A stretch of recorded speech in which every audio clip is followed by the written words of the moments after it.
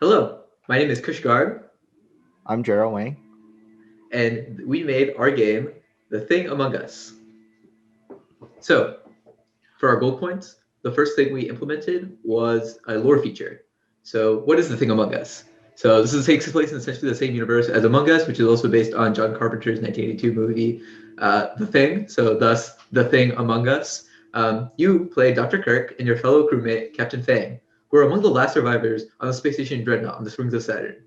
Long story short, a mining vessel crashed. The thing was on there. It sabotaged everything. You killed it, but now the space station's in disarray. Your job, as the players, is to go around and fix everything and convince all of the other people who are on board that it's okay, we're not the imposter, by answering riddles. Additionally, you'll also go onto computer terminals in game and answer riddles in order to prove to the computer system on the space station that you're human. You have a time limit because in a matter of time, the space station is going to lose its ability to maintain its orbit and crash into Saturn. So you need to complete as many tasks as you can within the time limit as fast as you can to win. This move limit is determined using Dijkstra's algorithm and calculating the position of both players, one of which is represented by the @ here, and the other one's represented by the ampersand symbol here. So these two players must work together to go to each of the question marks, which will present you with a riddle or some other task you might do. For example, the answer to this riddle is the letter N, so you will press the letter N and it will tell you it is correct. By completing these tasks, you will eventually win the game. And as you move around the map, the amount of moves you have left decreases. The minimum number of moves is calculated using Dijkstra's algorithm, as I said before, and it requires you to not make a single mistake.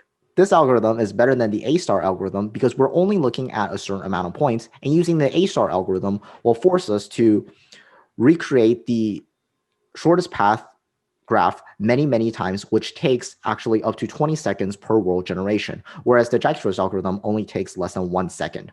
As you go to each encounter, as you can see, your taskbar increases, just like in the game Among Us.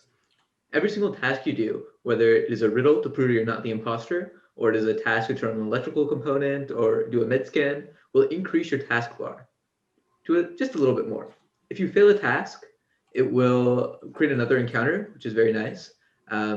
But you should not, because otherwise you'll be wasting a lot of moves trying to complete encounters, and you want to obviously reduce the amount of time it takes for you in order to win. Once you complete the taskbar or you run out of moves, you either win or lose the game. And as you can see, after we sped that up, the crewmates have won. Woohoo! So now, as you can see, we've wasted a lot of time, and now we've allowed the subsystems to fail. So now the moves left are going to 0, and the imposter have won. Even though the imposter is dead, the sabotage has still lasted, had a lasting impact. You were not able to fix all the components in time, not able to calm down all the crewmates, so essentially all the chaos just enveloped, and the space station just crashed into Saturn. Sorry.